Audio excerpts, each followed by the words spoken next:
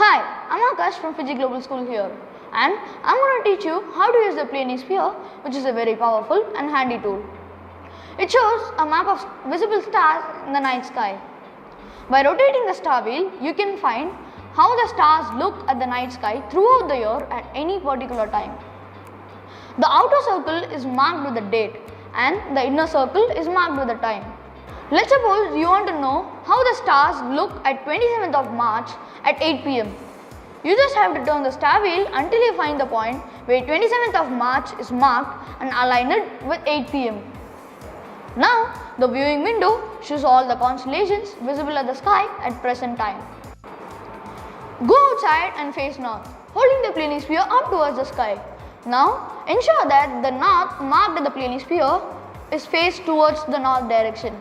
Now, the constellations visible at the viewing window should match up with those in front of you. I wish all of you a happy stargazing with this handy tool. Thank you.